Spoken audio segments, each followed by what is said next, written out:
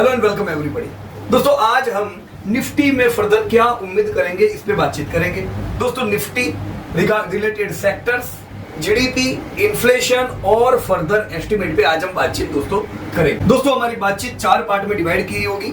हम सबसे पहले डिस्कस करेंगे लास्ट मंथ निफ्टी में हमने क्या डिस्कस किया, लास्ट मंथ क्या हुआ और अब फर्दर क्या उम्मीद करेंगे। ये जो हमारी एक्सपेक्टेशन है इसे हम जीडीपी और इन्फ्लेशन के साथ बैलेंस करके जानने का प्रयास करेंगे। राइट फ्रेंड्स, सो अगर आपने चैनल सब्सक्राइब नहीं किया है, चैनल सब्सक्राइब कर दीजिएगा ताकि ये सारे इंपॉर्टेंट अपडेट आपको मिलते जाए। सो सबसे पहले दोस्तों हम निफ्टी पे बातचीत करें उससे पहले वर्ल्ड इंडाइसेस लीडिंग कंट्रीज पे हम लोग बातचीत कर ले।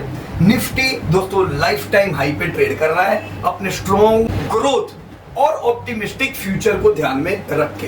दोस्तों यूएस का डाउ जोन्स अगर हम देखें तो वो भी लाइफ टाइम हाई पे है, पर 2 महीने से दोस्तों हमने डाउ जोन्स में करेक्शन देखा है। दुनिया की दूसरी सबसे बड़ी इकोनॉमी चाइना का अगर हम शंघाई देखें दोस्तों 200 महीने से करेक्शन मोड में है। जापान का निक्की 400 महीने से करेक्शन मोड में है। 400 महीने बाद वापस से पुराने रेजिस्टेंस में वापस निक्की आया है। जर्मनी का डेक्स लाइफ टाइम हाई पे, UK FTSE life time high पे है, लेकिन 2008 से बहुत ज्यादा दूर नहीं है। तो पिछले 15 साल के रिटर्न अगर हम फुटसी के देखें तो दोस्तों बिल्कुल एवरेज रहेंगे। ऐसे समय पे हम देख रहे हैं कि भारत का दोस्तों निफ्टी सबसे तगड़ा परफॉर्मेंस दोस्तों दे रहा है। तो अब हम बात करेंगे निफ्टी का सबसे पहली चीज पे, last month what we discussed in marvelous way when Nifty was 22,605। जी हाँ दोस्तों, पिछले महीने निफ्टी कहाँ था दोस्तों? निफ्टी था 22,605।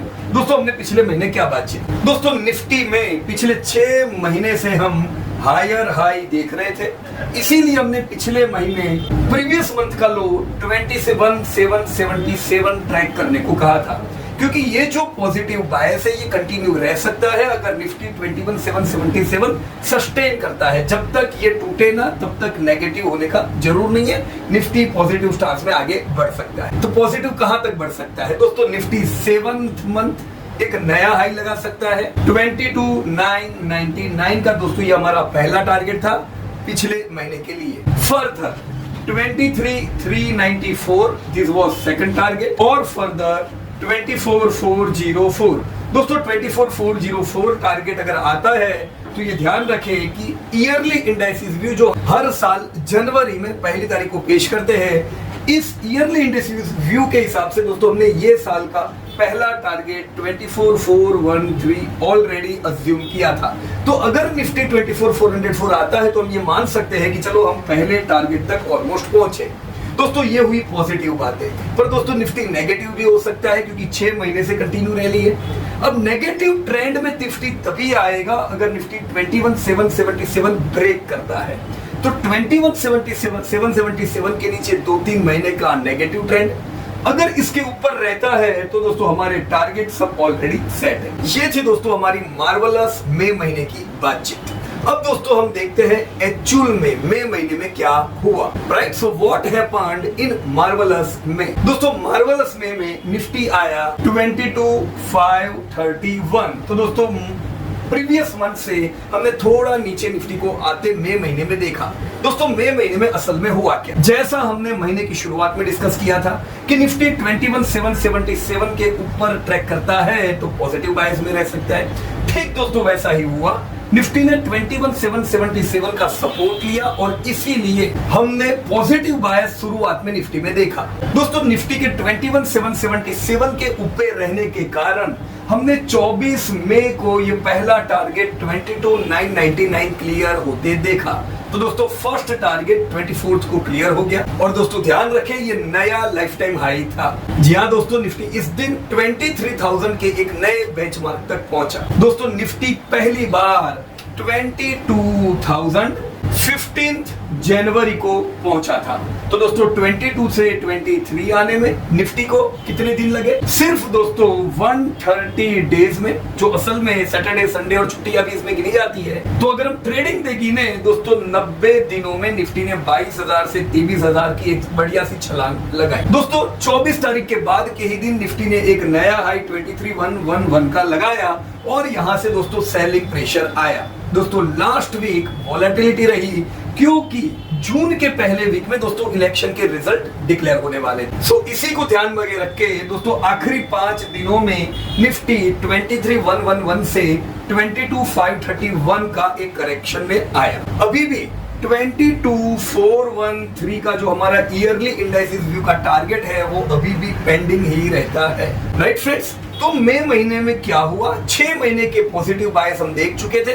दोस्तों मई महीना 7th मंथ था हायर हाई हायर लो का, हालांकि क्लोज थोड़ा नीचे आया है, पर 7 महीने हमने continue higher high higher low देखा। और आखिरी वीक की वॉलेटिलिटी का कारण था इलेक्शन के दोस्तों रिजल्ट। दोस्तों ये तो बात हुई खाली 7 महीने की रैली की, पर दोस्तों निफ्टी ऑलरेडी 12 महीने से हम कह सकते हैं ब्रेकआउट दे चुका है। और पिछले 12 महीने में दोस्तों निफ्टी 4223 पॉइंट्स की रैली कर चुका है, जो 22.4% की एक शानदार रैली हुई।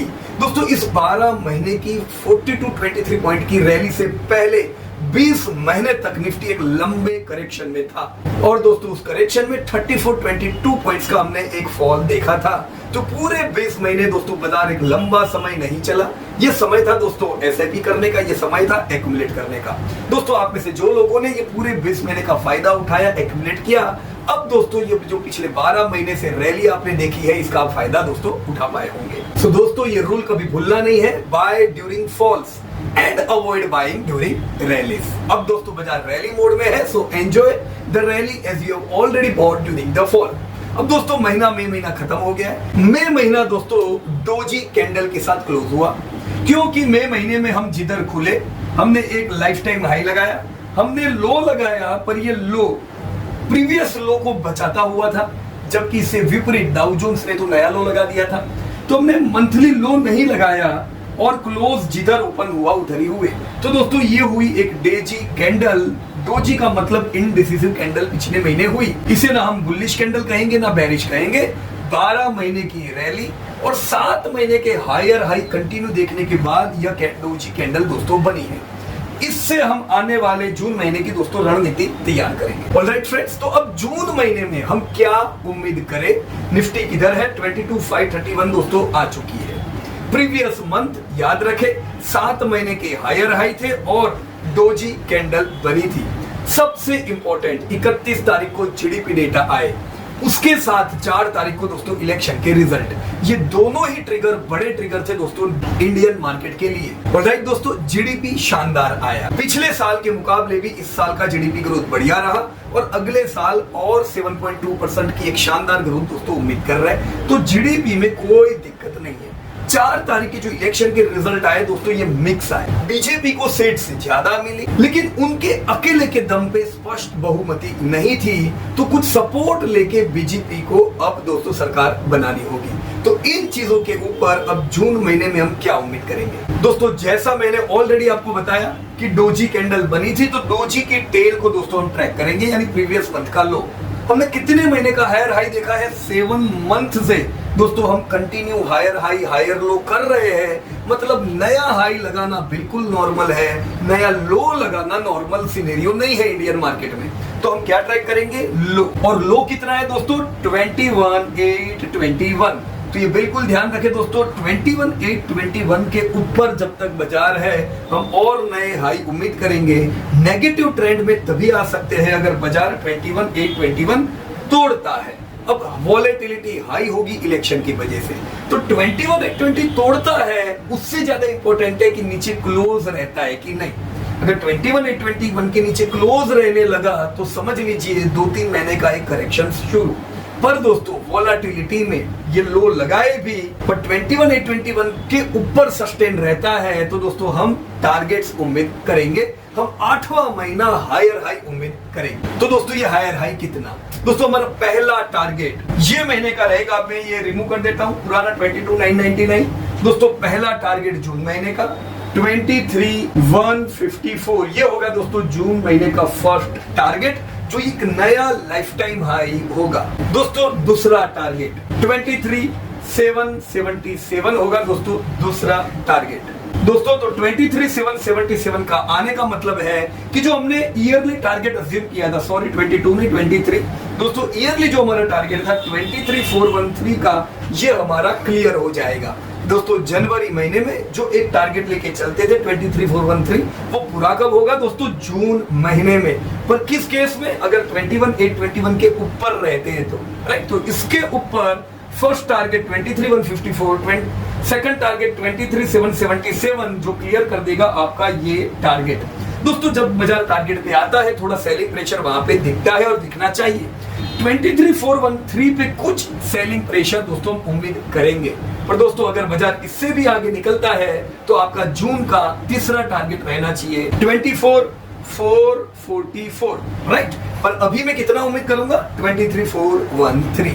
ये हुआ दोस्तों आपका पॉजिटिव बायस के केस में टारगेट। लेकिन दोस्तों बाजार, ये तो हमने अच्छी बातें देखी, पर बाजार अगर 21,821 तोड़ता है और उसके नीचे रहता है, उस केस में दोस्तों 21,200 जो कि 200 महीने की एवरेज है, हम 21,200 पे बाजार को सपोर्ट लेता हुआ देख सकते हैं, राइट। ध्यान रखें दोस्तों, 8 महीने से हमने हायर हाई ही देखे हैं, लोअर लो नहीं देखे हैं। तो लोअर लो लगता है तो 2-3 महीने का नेगेटिव ट्रेंड रह सकता है। अगर सस्टेन रहता है तो आपकी तेजी दोस्तों हुई कंटिन्यूटी में, राइट फ्रेंड्स। एनीवे दिमाग में दोस्तों इस चीज को रखे, बाय ड्यूरिंग फॉल्स। अगर फॉल्स आते हैं तो कोई चिंता की बात नहीं है, long term Indian market bull है। फॉल के दरमियान बिल्कुल दोस्तों SIP करते जाए, बाय करें and avoid buying during rallies के दरमियान दोस्तों बाजार जब आपके टारगेट्स पे टारगेट लाता जाता है, ऐसे समय पे थोड़ी कैश अपने पास रखे ताकि गिरावट में आप उसका फायदा उठा सके। जब गिरावट थी दोस्तों 20 महीने की, तब हम 100% आपसे कहते थे स्टॉक में ज्यादा रहे, क्योंकि वो टाइम था सस्ता माल लेने का। गिरावट में कैश का इस्तेमाल करें, रैली में कैश जनरेट करें। So this was all about Nifty में हमने क्या उम्मीद की थी, क्या हुआ और आगे क्या उम्मीद रखेंगे, राइट। दोस्तों पॉजिटिव बायस कौन से रह सकते हैं? Next 50, auto, CPSE, metal, MNC, quality, PSE, realty, ये सब हुए दोस्तों आपके पॉजिटिव इंडेक्स। क्रूड दोस्तों आपका 77 है, ऑलरेडी सेलिंग प्रेशर आप देख रहे हो। 71 से 65 के बीच में सपोर्ट लेता हुआ हम क्रूड को देखेंगे। दोस्तों बिटकॉइन 67,530 है। दोस्तों हमने बिटकॉइन में ऑलरेडी 54,000 पॉइंट्स की गिरावट देखी थी और पिछले 37 मंथ से हम कह सकते हैं bitcoin was in long correction.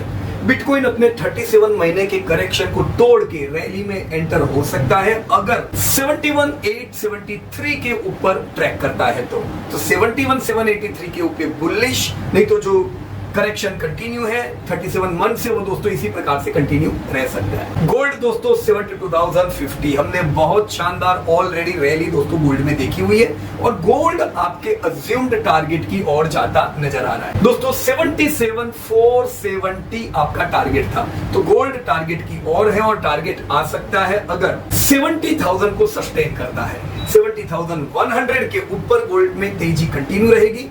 Negative trend में रीएंटर तब हो सकता जब 70,100 ब्रेक करता है, राइट। दोस्तों भारत का GDP क्वार्टर ऑन क्वार्टर आप देख सकते हो, FY23 के मुकाबले FY24 में क्वार्टर 1 को छोड़ के क्वार्टर 2, क्वार्टर 3, क्वार्टर 4 तीनों क्वार्टर GDP दोस्तों स्ट्रॉन्ग रहा। इसीलिए पिछले साल के 7% के GDP के मुकाबले ये साल हमने 8.2% का रियल GDP ग्रोथ देखा। इसी प्रकार से दोस्तों ये GDP ग्रोथ और कंटिन्यू रह सकता है FY25 में भी। दोस्तों RBI ने एस्टीमेट 7.2% का रखा है, 20 पैसे से और अपग्रेड किया है। तो ये देख के सीधा पता चलता है दोस्तों कि इंडिया की जो GDP है ये बिल्कुल रेजिलिएंट है। वर्ल्ड पूरा खाली 3.2% से ग्रो करेगा, यानी भारत दुनिया से डबल स्पीड से दोस्तों दौड़ रहा है। दूसरी जितनी भी दोस्तों लीडिंग इकोनॉमीज है जैसे US 2.7%, उससे काफी तगड़ा ग्रोथ। चाइना जो बहुत स्ट्रॉन्ग ग्रोथ में पूरे समय पे था दोस्तों, अब भारत की इकोनॉमी चाइना को कंटिन्यू कंसिस्टेंटली आगे बढ़ती जा रही है। दोस्तों इस साल भी भारत का GDP ग्रोथ चाइना के 4.7% के मुकाबले काफी स्ट्रॉन्ग रहेगा। दोस्तों जर्मनी और जापान जो इंडिया से आगे है, ये दोनों ही कंट्रीज 1% से कम GDP ग्रोथ करेगी, तो इन दोनों से तो काफी स्ट्रॉन्ग ग्रोथ इंडिया का है, जिससे ये 100% अनुमान है कि दोस्तों 2028 तक भारत, जापान, जर्मनी दोनों को ओवरटेक करके आगे चला जाए। दोस्तों हमसे पीछे जो इकोनॉमीज है, यूके, फ्रांस, इटली, ब्राजील, उनमें से भी दोस्तों किसी का ग्रोथ हमसे आधा भी उम्मीद नहीं किया जा रहा है। सारी इकोनॉमी 0 से लेके 2% के बीच में ग्रोथ करेगी। ऐसे केस में भारत में दोस्तों सबकी नजर आना 100% बात। दोस्तों इन्फ्लेशन पिछले साल के अप्रैल महीने में 4.7% था। दोस्तों अभी जब मार्च गया तो इन्फ्लेशन थोड़ा बढ़ के आया था 4.85, पर अगेन दोस्तों अप्रैल में 85 से आया 4.83, तो कुछ कूल ऑफ हमने इन्फ्लेशन में वापस देखा है। पर ये इन्फ्लेशन पिछले साल के इन्फ्लेशन के मुकाबले अभी भी 13 पॉइंट ज्यादा है। हालांकि यहाँ पे भी आरबीआई ने एस्टिमेट दिया है कि ये साल का हम इन्फ्लेशन 4.5% का देखेंगे दोस्तों, अच्छी सप्लाई साइड की वजह से। दोस्तों निफ्टी के ग्रोथ और वैल्यूएशंस पे हम लोग आ जाते हैं। निफ्टी को 3 पार्ट में डिवाइड किया जा सकता है, large cap, mid cap, small cap. जैसे अभी हमने देखा कि रियल जीडीपी ग्रोथ दोस्तों 8.2% के साथ था, तो लार्ज कैप की कंपनीज का दोस्तों 9% का ग्रोथ हुआ, मिड कैप का 8% से और स्मॉल कैप का 6% का ग्रोथ दोस्तों पिछले पूरे साल में देखा गया। तो हम देख सकते हैं दोस्तों लार्ज कैप का सेल्स ग्रोथ मिड और स्मॉल कैप से ज्यादा अच्छा है। दोस्तों प्रॉफिटेबिलिटी देखें अगर तो 20% का प्रॉफिट ग्रोथ रहा लार्ज कैप का। मिड कैप की कंपनी 50% से ग्रोथ की है और स्मॉल कैप में दोस्तों 4% का ग्रोथ देखा गया। तो सबसे कंसिस्टेंट ग्रोथ अगर हम देखें तो निफ्टी पूरे वर्ल्ड में दोस्तों लार्ज कैप का रहा है, जहां सेल्स और प्रॉफिट ग्रोथ दोनों बढ़िया थे। इन्हें अगर हम वैल्यूएशन से जोड़े तो निफ्टी की लार्ज कैप की कंपनी 23 के पीई पे है, यानी फेयर वैल्यूएशन से करीब है, जबकि मिड कैप और स्मॉल कैप 30 के पीई पे दोस्तों ट्रेड हो रहे हैं। तो दोनों ही इंडेक्स थोड़े महंगे हैं। दोस्तों पिछले साल पूरे लिस्टेड कंपनीज के मार्जिन टूटे थे इन्फ्लेशन बढ़ने की वजह से। अभी अगर हम इन कंपनीज को देखें तो लार्ज कैप के मार्जिन जो पिछले साल इन्फ्लेशन से अफेक्ट होके 9.4% आ गए थे, इस साल 170 बेसिस पॉइंट से बढ़ के 11.1% दोस्तों आए हैं। तो हमने मार्जिन में एक्सपांशन देखा, इसी वजह से प्रॉफिट 20% से दोस्तों बढ़े। दोस्तों मिड कैप और स्मॉल कैप के मार्जिन 6 to 8% में रहते हैं और मिड कैप के भी मार्जिन दोस्तों थोड़े एक्सपांड हुए हैं। ओवरऑल निफ्टी 500 की कंपनीज में लास्ट ईयर के 8.3% के मुकाबले हमने मार्जिन इस साल 9.9% देखे, 160 बेसिस पॉइंट का एक्सपांशन। तो पूरे दोस्तों ग्रोथ हो या वैल्यूएशन हो, हम देख रहे हैं कि लार्ज कैप का परफॉर्मेंस बहुत ज्यादा अच्छा है और जो वैल्यूएशन है ये भी दोस्तों लार्ज कैप का फेवरेबल है। राइट फ्रेंड्स, जब हम इन्वेस्ट करते हैं तो हमें क्या मिलता है? दोस्तों हम यहाँ पे इन्वेस्ट करते हैं तो अलग अलग कंपनीज के भागीदार बनते हैं। कंपनीज के भागीदार बनते हैं तो प्रॉफिट हमारे साथ डिस्ट्रीब्यूट किया जाता है, वो प्रॉफिट डिविडेंड के रूप में मिलता है। बचा हुआ प्रॉफिट रिटेन्ड अर्निंग में जाता है, जिससे वैल्यूएशंस बढ़ते हैं। तो आपकी निफ्टी जो दौड़ती है वो वैल्यूएशंस की वजह से, और आपके बैंक में जो आता है दैट इज डिविडेंड। दोस्तों डिविडेंड मुझे कितना मिलता है ये मुझे जानकारी रहे, इसके लिए एक इंडेक्स बनाया हुआ है निफ्टी डिविडेंड पॉइंट्स। हम देख सकते हैं 2012-13 में इसने अगर निफ्टी की कंपनीज में मुझे 88 का डिविडेंड दिया था। दोस्तों ये डिविडेंड बढ़ते बढ़ते पिछले साल तक 221 का हुआ। इस साल हम हमारे डिविडेंड को 221 से 265 पहुंचता देखेंगे।